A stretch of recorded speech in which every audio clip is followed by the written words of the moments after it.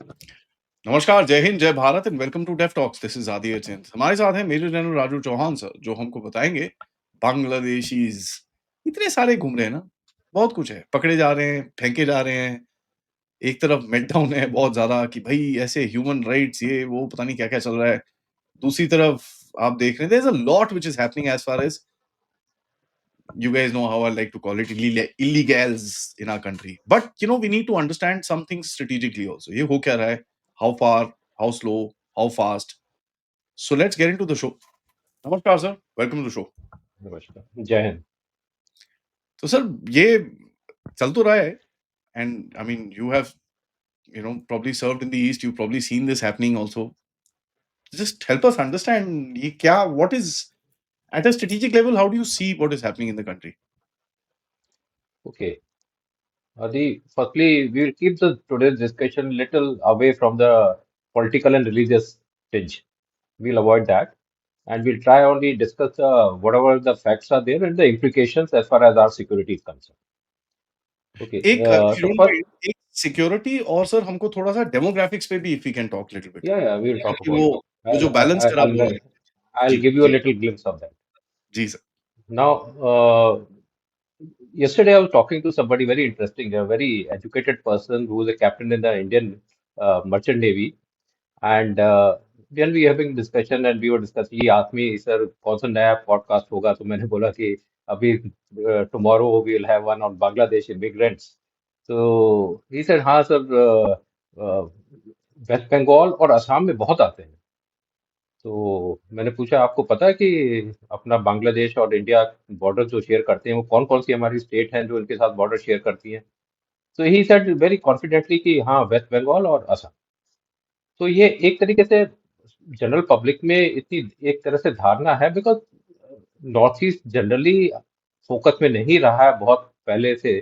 तो इसलिए कोई इतना ज्यादा ध्यान भी नहीं देता कि ज्योग्राफी हमारी जो कंट्री की है वो एक्चुअली क्या है। सो आई रिक्वेस्ट यू, अगर आप एक बार वो मैप दिखाएंगे इंडिया का नॉर्थ ईस्ट पोर्शन का, तो अगर आप इस मैप को ध्यान से देखेंगे तो जो हमारा बांग्लादेश के साथ जो हम बॉर्डर शेयर करते हैं वो हमारी 5 स्टेट्स हैं जो कि इसके साथ बॉर्डर शेयर करती हैं, जो कि वेस्ट बंगाल है, असम है, मेघालय है, त्रिपुरा है और मिजोरम है। और ये टोटल बॉर्डर जो है, ये टोटल मिला के जो है वो 4096 किलोमीटर का बॉर्डर है जो हम बांग्लादेश के साथ शेयर करते हैं। जिसमें से सबसे लंबा बॉर्डर जो है वो वेस्ट बंगाल शेयर करता है, जो कि तकरीबन 2200 किलोमीटर का है। उसके बाद आता है त्रिपुरा, जो कि करीब 800 से भी ज्यादा किलोमीटर का बॉर्डर शेयर करता है। और सरप्राइजिंगली, अगर लोगों को अभी ज्ञान नहीं होगा, असम जो है केवल 263 किलोमीटर बॉर्डर शेयर करता है। मेघालय 443 और मिजोरम जो है 318 kilometre. So these are the 5 states which are sharing borders with the Bangladesh. So any activity that takes place, all 5 states are affected. It is not that just the West Bengal or Assam. Others don't come into news so much. उनका इतना ज्यादा आता नहीं है media में और news में, but सारे ये पांचों स्टेट्स अफेक्टेड हैं और इन स्टेट्स के थ्रू पूरा भारतवर्ष अफेक्टेड है। Can you remove this map please?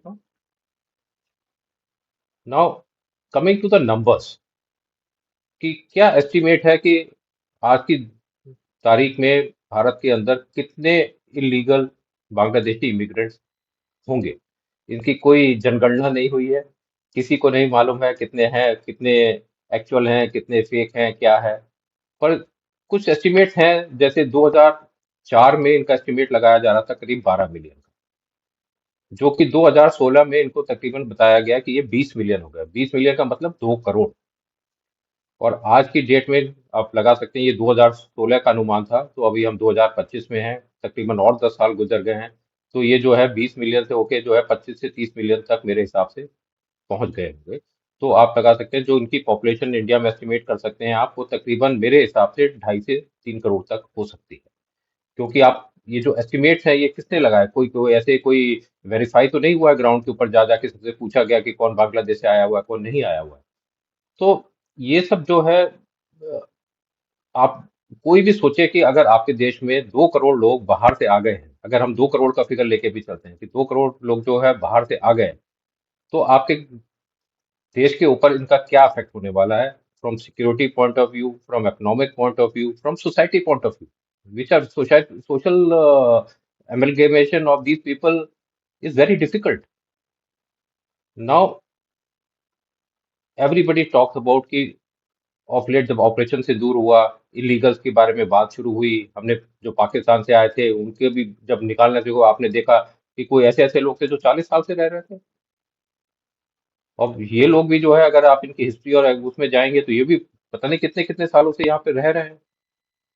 अब ये लोग, जो सबसे इम्पोर्टेंट चीज इसमें सोचने वाली है वो ये है कि ये लोग जो आए हैं 2 करोड़ लोग, ये किस किस्म के लोग आए हैं। ये वो लोग आए हैं जिनकी इकोनॉमिक स्टेटस जो है वो बिल्कुल जिसको बोलते हैं ना, बिलो पॉवर्टी लाइन वाले हैं। तभी तो ये वहां से यहाँ आए हैं। कोई वहां के कोई बिजनेसमैन या वहां के कोई इंटेलेक्चुअल्स वो कोई ना आके इंडिया में, अगर आए भी होंगे तो बहुत बहुत ही मतलब कि मिनिस्क्यूल नंबर होगा। ये लोग जो जितने भी आए हैं ये सब वही हैं जो बिलो पॉवर्टी लाइन वाले हैं। अब एक तरफ हमारा देश अपनी इतनी कोशिश कर रहा है कि हम अपने लोगों को पॉवर्टी से ऊपर उठा सके, और जो है हम अपने देश में पूरी रिसोर्सेज उसके तरफ झोंक रहे हैं कि जो हमारी पॉपुलेशन है जो कि डिप्राइव्ड है, उनको हम वो सब चीजें मुहैया करा सके, जैसे कि अच्छा हेल्थ केयर, अच्छी एजुकेशन और बाकी चीजें, उनको रोजगार और ये सब चीजें प्रोवाइड कर सके। और उसमें अचानक आप और 2 मिलियन 2 करोड़ लोग जुड़ जाते हैं, तो आप सोचिए कि देश के ऊपर इसका कितना स्ट्रेस आ जाता है। सिक्योरिटी एक तरफ है, और ये एक दूसरी तरफ बहुत, दूसरी चीज ये बहुत इंपॉर्टेंट है। तीसरा आपने भी मेंशन किया, डेमोग्राफी। ये छोटा नंबर नहीं है। ये छोटा नंबर लगता है कि अगर आप देखते हैं कि भारत इतना बड़ा देश है, इतनी बड़ी पॉपुलेशन है, उसमें ये कहीं पे स्प्रिंकल हो जाएंगे तो क्या पता चलेगा, कुछ नहीं होगा। पर ये इस तरीके से रहते नहीं है।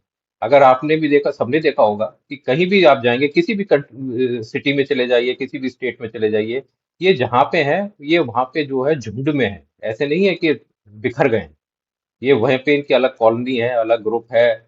और उस तरह के से ये सभी जगह में भी नहीं है। अगर किसी स्टेट में है तो पर्टिकुलर डिस्ट्रिक्ट्स में है, पर्टिकुलर एरियाज में है, जहाँ पे इनको सपोर्ट मिल जाता है, जहाँ पे इनको बेस मिल जाता है।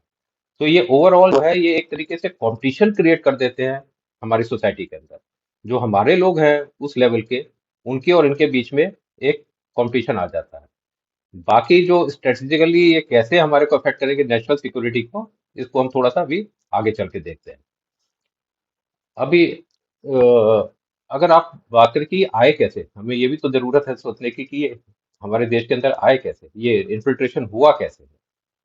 तो 1971 का जब वॉर हुआ था, तो तकरीबन 10 मिलियन बांग्लादेशी रिफ्यूजीज, वो रिफ्यूजीज थे, वो इंडिया के अंदर आए थे। उसमें से अधिकतर वापस गए, पर तकरीबन 1.5 मिलियन जो थे वो इंडिया के अंदर ही रह गए परमानेंट, वो वापस नहीं गए।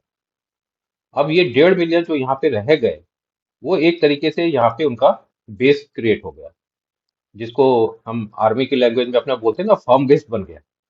कि आपने एक फर्म बेस बना लिया है, जिसको सिक्योर कर लिया है, आप उससे जो है कुछ भी आगे ऑपरेशन लॉन्च कर सकते हैं।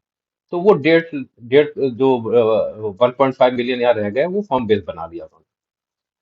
अब ये जो 1.5 मिलियन यहाँ आए थे, इनके वहां पे रिश्तेदार थे, जान पहचान वाले थे और लोग थे। जब वो यहाँ से स्टोरीज वहां सुनाई गई या आते जाते रहते हैं, तो वो नंबर धीरे धीरे धीरे धीरे बढ़ता चला गया। और ये अब जो है, इसको अगर देखें, अगर हम माने कि जो है ये कैसे यहाँ एब्जॉर्ब हो गए, एब्जॉर्ब होने के लिए सबसे जरूरी चीज है आइडेंटिटी प्रूफ। अब आइडेंटिटी प्रूफ क्या होता है हमारे यहाँ? पहले राशन कार्ड होता था, फिर आधार आ गया अभी, और पैन कार्ड भी होता है, और साथ साथ में जो है एक अपना ये पासपोर्ट भी होता है। और ये सब चीजें आइडेंटिटी प्रूफ के तौर पे इस्तेमाल की जाती है। अब पूरे कंट्री में आज की डेट में डिबेट चला हुआ है कि what is the exact identity proof. अब बोलते हैं, हम बोलते हैं कि पैन बनाने के लिए आधार चाहिए, आधार उसके लिए चाहिए। हम बोल रहे हैं आधार कोई ये आइडेंटिटी प्रूफ नहीं माना जाएगा। तो इस तरह से डिबेट चल रहा है। बट ये सब डॉक्यूमेंट्स प्रेजेंटली जो है वो एक्सेप्ट किए जाते हैं। ये जिसके पास भी ये डॉक्यूमेंट्स है उनको एक्सेप्ट किया जाता है कि ये इसकी आइडेंटिटी है। अब ये कैसे बने हैं, लोगों ने कैसे बनाए हैं, ये तो इसमें कोई दो टूक बात है, इसमें कोई सोचने वाली बात नहीं है कि जो भी लोग इनको बनाने में इन्वॉल्व है, लोअर फंक्शनरीज हैं, बनाती तो गवर्नमेंट ही है, ये तो नहीं है कि कोई प्राइवेट कंपनी इनको बना रही है, तो गवर्नमेंट ने बनाया है। तो जो भी इनको बना रहा है, जो लोअर लेवल ऑफ फंक्शनरीज हैं गवर्नमेंट के, ऑब्वियसली उन्होंने सिक्योरिटी को नजरअंदाज करते हुए जो है ये कुछ पैसों के लिए ये डॉक्यूमेंट्स जो है गलत तरीके से बनाए गए हैं। इसीलिए इन लोगों के पास ये डॉक्यूमेंट्स हैं। और अगर आप चाहे, ये तो पुलिस भी एक्सेप्ट कर रही है कि सबके पास फेक नहीं है, सब कुछ लोगों के पास वैलिड डॉक्यूमेंट्स हैं जो कि बिल्कुल वैलिड है। वो आप उनको गवर्नमेंट ऑफ इंडिया की साइट पे जाएंगे तो वो वैलिड है। तो ये बने कैसे, पर ये बने इस तरीके से। अभी कल परसों ही मैं एक स्टोरी पढ़ रहा था सोशल मीडिया के ऊपर ही, किसी ने डाली हुई है कि कोई इंडियन है, वो मलेशिया विजिट पे गए थे। जब वो होटल में चेक इन करने लगे तो वहां पे जो रिसेप्शन पे कोई लड़का था, उससे बातचीत की तो Indian origin type, south Asian type लड़का था। उससे बातचीत की तो इसको लगा कि ये पाकिस्तानी है। तो इन्होंने उससे पूछा कि आप पाकिस्तान से हैं। उसने रेडीली एक्सेप्ट किया कि हाँ मैं पाकिस्तान से हूँ, पर मेरे पास पासपोर्ट इंडिया का है। तो आपके पास इंडिया का पासपोर्ट कैसे हो गया अगर आप पाकिस्तानी हैं? कहता है जब मैं पाकिस्तान से मलेशिया आने की कोशिश कर रहा था जॉब के लिए तो मेरे को वीजा नहीं मिल रहा था। तो मैं इंडिया आ गया। इंडिया मैंने मैं घुस गया। इंडिया में आके मैंने एक एजेंट को 3 लाख रुपए दिए, और 3 लाख रुपए में उसने मुझे जो है एक फेक पासपोर्ट और मलेशिया का वीजा भी लगवा दिया, और उसको लेके मैं मलेशिया पहुंच गया। तो अगर आप 3 लाख रुपए देके उसने पासपोर्ट बनवा लिया, वो भी एक पाकिस्तानी ने, तो आप सोच सकते हैं कि हमारा जो ये लोअर लेवल पे जो करप्शन है ये कितना डीप हो गया है। और उन्होंने कोई कंसर्न नहीं है उनको देश की सुरक्षा के बारे में, देश के बारे में। उसको केवल अपना पैसा चाहिए, और ये करके ये कहानी चले जा रही। अब कोई भी एक जेन्युइन सा क्वेश्चन उठता है कि ये अगर 2 करोड़ हो गए तो ये एक दिन में तो हुए नहीं, डिकेड्स में तो हुए हैं। तो आपकी सुरक्षा एजेंसी, इंटेलिजेंस एजेंसी अभी तक क्या कर रही थी, है ना? तो अभी इसको समझने के लिए let's just see how this whole process take place. There are 5 steps. सबसे पहला है कि क्रॉसिंग, अपने बॉर्डर क्रॉसिंग करना है। फिर आप एक तरफ, एक बार जब इंडिया में पहुंच गए तो आपने ये जो पेपर्स हैं, आइडेंटिटी प्रूफ, ये हासिल करने हैं। फिर आपने डिसाइड करना है कि मैं वहीं पे रहूं या माइग्रेट कर जाऊं इंडिया के अंदर कहीं और। फिर उन्होंने जो है वहां जाके उन्होंने कुछ काम धंधा करना है और पैसा कमाना। और लास्ट में आता है ये, जो कि एक बहुत ही डेलिब्रेट तरीके से ये लोग कर रहे हैं, जो कि लाइमलाइट में नहीं आ रहा है। उसके बाद ये लोग इंडिया के अंदर लैंड खरीदते हैं। लैंड मोस्टली ये वहीं पे खरीदते हैं, या तो वेस्ट बंगाल में या असम में या बुरकंड, जो बॉर्डर अपनी स्टेट्स हैं बांग्लादेश की। एक बार आपने अगर लैंड खरीद लिया और लैंड आपके नाम पे क्या कहते हैं रजिस्टर हो गया, आप समझ सकते हैं कि लीगली फिर उसको डिपोर्ट करना कितना मुश्किल काम होता है। आपके पास डॉक्यूमेंट्स हैं वैलिड आइडेंटिटी के, आपने लैंड खरीद लिया, आप लैंड ओनर हैं जो रजिस्टर्ड है आपके नाम से। आप किसी भी कोर्ट में जो है हमारे कोई भी पुलिस या एजेंसी लेके जाएंगी, कोर्ट डिपोर्टेशन ऑर्डर ऑर्डर देगा ही नहीं, क्योंकि आपने एक तरीके से उसको सब कुछ एक्सेप्ट कर लिया है। तो ये जो खामियां हैं ये इतनी बड़ी हो गई हैं कि अभी आप इनको सॉल्व करना एक बहुत ही हरकुलियन टास्क हो गया। It's not an easy task, it's gonna be very big big challenge for the nation. अब ये लोग क्या करते हैं, आते हैं, जैसे मैंने बोला, आए, इन्होंने माइग्रेट कर लिया, कहीं पहुंच गए, से let's for example Delhi NCR में आ गए। वहां पे आप कहीं भी चले जाइए, ये इनके अलग इनकी जो है कॉलोनी टाइप होते हैं, अपने ग्रुप्स होते हैं, और उसी एरिया में ये इकट्ठे रहते हैं। और जब जो इनकी स्ट्रेंथ इनको मिल रही है वो इनकी कलेक्टिवनेस से स्ट्रेंथ मिल रही है, क्योंकि ये लोग एक जगह साथ रहते हैं और वहां पे सब इनके पास फिर जो एक तरीके से एक दूसरे को सपोर्ट सिस्टम एस्टेब्लिश हो जाता है, पैसों का सिस्टम एस्टेब्लिश हो जाता है। इन्हीं में से कुछ इनके लीडर बन जाते हैं जो कि बाकी फंक्शनरीज के साथ अपना मिलाप कर लेते हैं, और इस तरीके से ये अपने आप को वहां कंफर्टेबल कर लेते हैं। धीरे धीरे क्या होता है, ये अपना असर्टिव होना शुरू होते हैं, स्लोली स्लोली। बाद में से इन्हीं में से कुछ लोग जो है वो क्रिमिनल एक्टिविटीज में इन्वॉल्व हो जाते हैं। और द मोमेंट कुछ उसमें से क्रिमिनल बन जाते हैं, मान लो 1,000 लोगों की बस्ती है, उसमें से अगर 10-15 लोग क्रिमिनल बन जाते हैं, तो वो लोग के जो है वो लिंक्स जो है लोकल क्रिमिनल के साथ, पॉलिटिशियन के साथ, इधर उधर चीजों में इन्वॉल्व होना होना शुरू हो जाता है। और उसके बाद जो है इनका एग्रेसिव बिहेवियर सामने आता है। And the moment this aggressive behaviour सामने आता है, तब आपको ये रियलाइजेशन आना शुरू होता है कि यार ये क्या हो गया। तो ये तकरीबन जो है इस तरीके से चला आ रहा है और सालों सालों से चला आ रहा है। अब इसको अगर करेक्ट करना है, आप देख रहे हैं बिहार के अंदर क्या हो रहा है। अभी इलेक्शन कमीशन जो है कोशिश कर रहा है आइडेंटिफाई करने की। एक हिंदुस्तानी की सबसे बड़ी प्रिविलेज क्या होती है? Voting right. As a citizen this is your biggest privilege. अब वो वोटिंग राइट, एक आप नेचुरलाइज सिटीजन है और दूसरा एक कोई बाहर से आया इलीगल और उसने भी वोटिंग राइट ले ली, और आप में और उसमें क्या फर्क रह गया? और वो फिर आपके उसको इन्फ्लुएंस कर रहा है कि हमारे देश को कौन रूल करेगा, और हमारे देश की फिर जो रूल करेगा वही पॉलिसी लेट डाउन करेगा। तो एक तरीके से आपका होल सिस्टम जो है वो धीरे धीरे सबवर्ट होता चला जाएगा, and that is why it is a huge challenge. जब आप इसको देखते हैं सर, और जिस तरह की अभी कोई ऑफिशियल नाम तो नहीं है, ऑपरेशन पुशबैक बोलते हैं इसको। There is nothing official about it. When you see something like that happening, and no numbers, let's leave the numbers apart. How much can we realistically throw back, sir? First thing first, Bangladesh is not going to accept अभी तो choice weather. नहीं है उसके पास, वो तो मतलब choice की तो कोई नहीं है, बट आप ये सोचिए, इतना नंबर की बात है ना। अगर 1000 2000 का नंबर होता तो आप कुछ हाँ। कर सकते थे, है ना।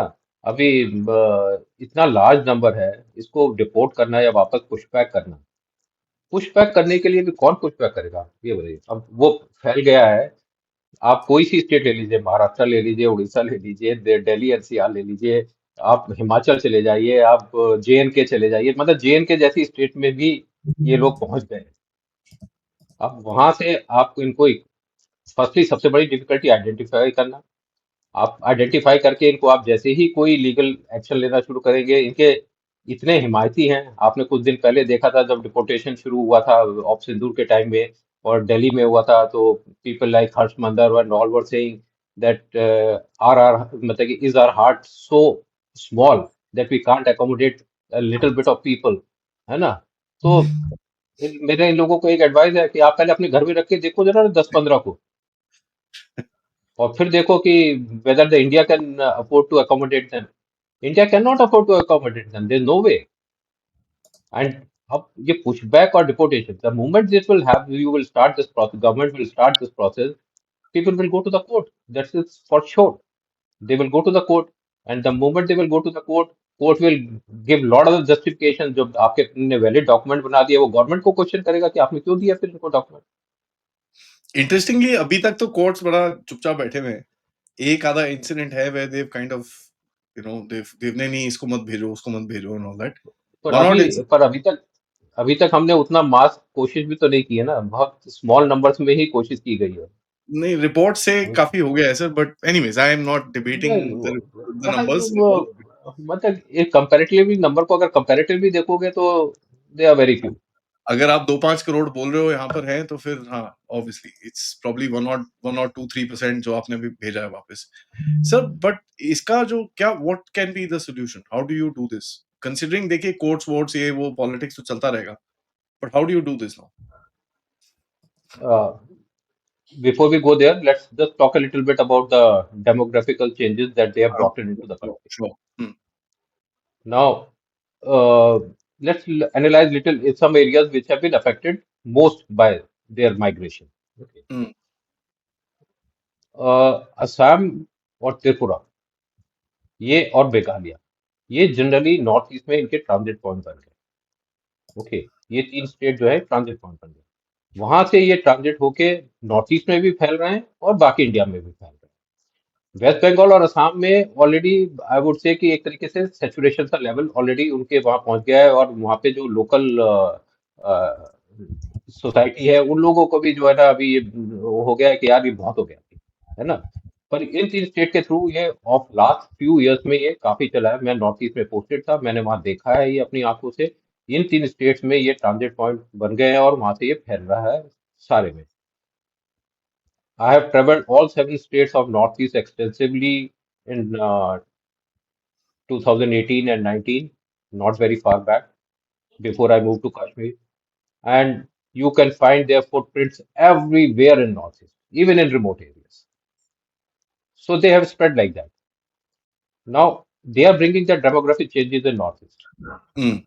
Now the you in Northeast, the local tribes, they are demanding the right to land. This vocally now asking because they are scared. The way this encroachment is going on, their rights will be, I would say, challenged. They may get marginalized. So they are worried. And what is happening in Assam, you everybody is reading. All this very clear. अभी ये north east तो एक चीज है. अब आप बिहार के देखिए, बिहार में अभी चल रहा है, इतना शोर मच रहा है. नॉर्थ ईस्ट बिहार में एक डिस्ट्रिक्ट है किशनगंज. किशनगंज में अगर आप गूगल करके भी देखेंगे तो इनका नंबर बहुत लार्ज है. और सेम उड़ीसा चले जाइए, उड़ीसा में बालासोर डिस्ट्रिक्ट. बालासोर डिस्ट्रिक्ट आप समझते हैं कि हमारे लिए कितना सेंसिटिव जगह है. हमारा वहाँ पे मिसाइल टेस्टिंग रेंज है. उसी में हमारा एक इतना बड़ा धार्मिक स्थान है पुरी. अगर वहाँ डेमोग्राफिकल चेंजेस होते गए धीरे धीरे और वहाँ पे जो है पॉपुलेशन किसी लेवल पे जो एक संतुलन होता है वो बिगड़ने लगा, तो इमेजिन हमारे लिए कितना डिफिकल्ट हो सकता है ये. फिर हम फिर सबको पता है वहाँ पर क्या होता है। फिर आप अभी साउथ असम देखें. Can you put a map of Assam please. Yes. अभी ये असम में आप साउथ में एक डिस्ट्रिक्ट देखेंगे करीमगंज. नीचे में आई थिंक ऑरेंज कलर में जो है ये बॉर्डरिंग बांग्लादेश, यस सर। ये डिस्ट्रिक्ट है करीमगंज. नीचे नीचे ऑरेंज एंड ग्रीन वाले, जस्ट हाँ फॉर ऑडियंस रेफरेंस, हाँ नीचे हाँ, जो दो वो ऑरेंज के एंड करीम. ग्रीन लंबे-लंबे से ऐसे ऐसे या हैं, या that's that is that is Karimganj.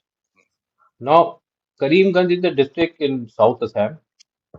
And Bangladesh और असम, ये करीमगंज डिस्ट्रिक्ट के बीच में एक रिवर बहता है, वो मेघना रिवर है या मेघना की कोई ट्रिब्यूटरी है, but there is a river which is acts as the border between the to.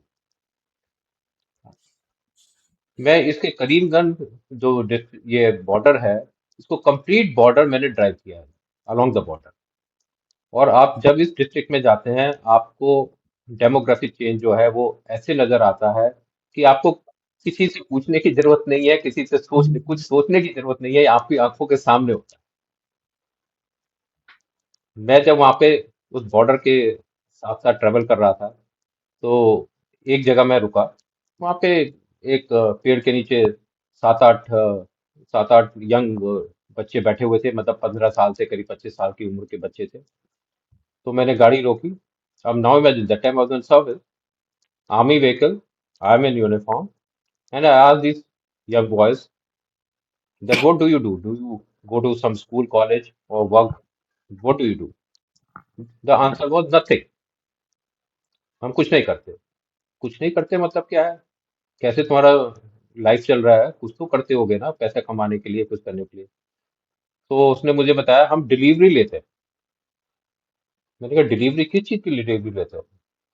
बोला ये रिवर जो है, इस रिवर में उधर से बांग्लादेश से आधे रिवर तक वो बैग लेके आता है, और हम वहां से वो बैग एक्सेप्ट कर लेते हैं. आधे पानी से जाके हम वो बैग ले लेते हैं, और गांव में जाके उसने उस बंदे का मुझे नाम भी बता दिया कि जिसको कि वो बैग डिलीवर करते हैं.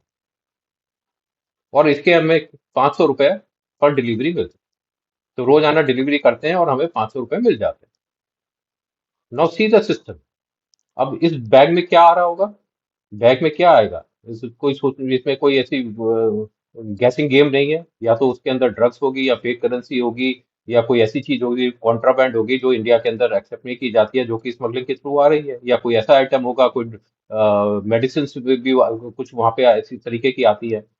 तो अब ये सिस्टम ऐसा बन गया है, और ये लोग जो वहां पे बस गए हैं आके, उन्होंने कोई काम धंधा भी नहीं कर रहे हैं, और वो यही कर रहे हैं. और अगर वहां पे आप पॉपुलेशन का रेशियो देखेंगे, तो यू विल बी अमेज्ड.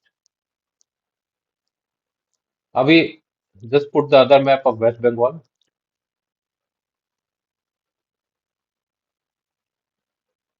अभी इसमें आप ऊपर देखें, एक ये जहाँ पे बिल्कुल नैरो नेक हो जाता है, उसके उधर वहां पे एक डिस्ट्रिक्ट आ रहा है, उसके दक्षिण दिनाजपुर, ऑरेंज कलर में.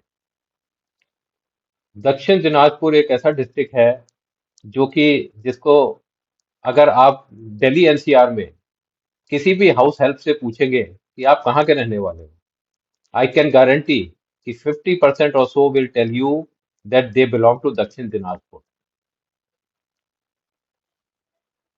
How is it that such a small district has such a large population which has migrated to NCR,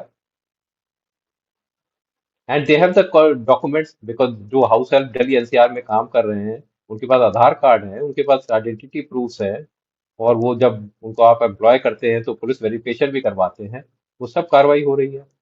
but as a person who has worn uniform for almost 4 decades, I can tell you with confidence and I can make out that who's what. But this is the district which is badly affected. There's another district to the south, which is Nadia, I think in green in color. That is also heavily affected. So ये demographic changes जो हुए हैं, इससे सबसे ज्यादा pressure आ रहा है society के ऊपर. और सोसाइटी के ऊपर प्रेशर चलता रहेगा क्योंकि हमारी खुद की पॉपुलेशन जब उससे स्ट्रगल कर रही है, अपने आप को क्या कहते हैं पॉवर्टी से बाहर लाने की कोशिश कर रही है, ऊपर से ये लोग आ गए.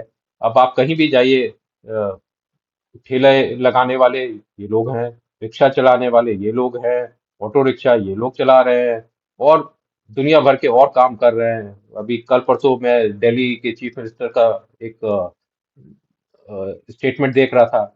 She has made a statement that she will throw out everybody possible. It is good to make such statement, and if the intent is good, मतलब is positive and they can do it, I'll be too happy. I think the But keyword is it's a possible. हाँ, but it's a uphill task. हाँ, keyword is possible ना. हाँ.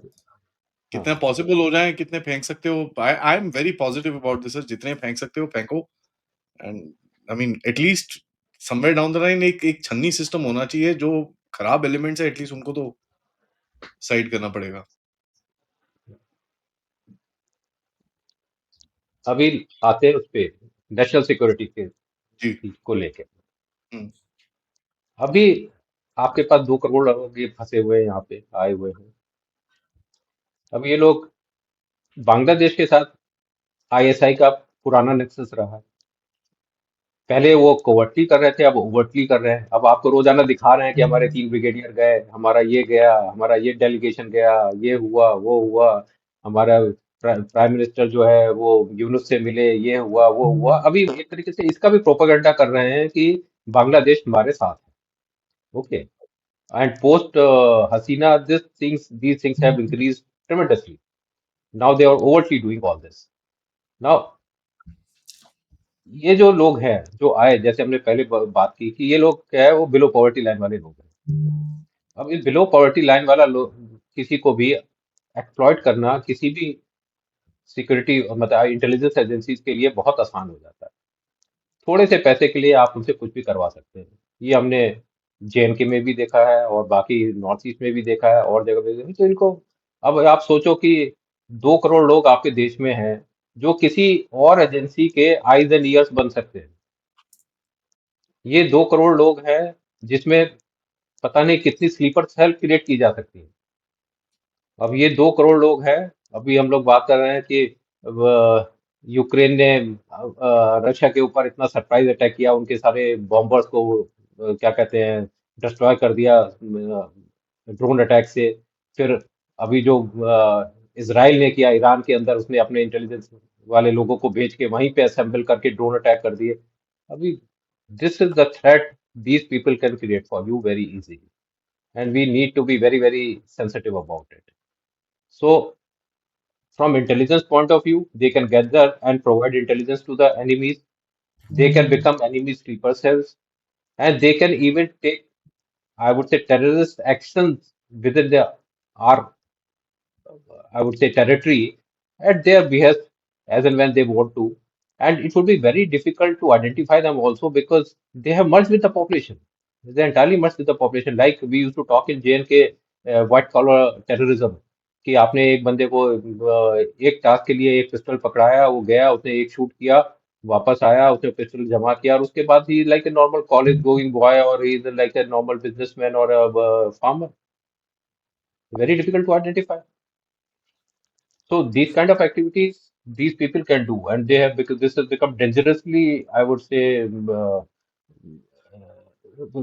dangerous situation, which database has to be created, and such people have to be kept under observation and surveillance. But for that, a lot of resources are required, and it's going to be a huge challenge, huge challenge. Hmm. अभी That's इनके जो links हैं, अब अकेला नहीं है कि इनके लिंक्स जो बांग्लादेश में फंडामेंटल ग्रुप्स हैं उनके साथ तो है ही है, इनके लिंक्स उनके साथ तो लिंक्स हो ही जाएगा। आईएसआई उनके साथ लिंक कर रहा है, नॉर्थ ईस्ट के जो ग्रुप्स हैं उनके साथ इनकी लिंकेजेस हो रही है, और कौन कौन से फॉरेन, अब चाइना की नाम आता है हर टाइम जब भी कोई नॉर्थ ईस्ट का कोई एक्शन होता है। आजकल जो है कुछ लोग जो है नॉर्थ ईस्ट में देख रहे हैं आप कि अमेरिकन मिलिट्री कॉन्ट्रैक्टर्स के नाम आ रहे हैं।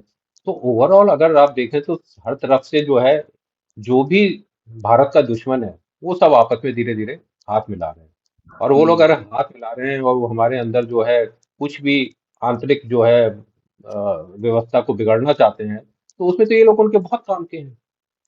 ये तो आपके अंदर बैठे हुए हैं, अब ये कुछ भी कर सकते हैं।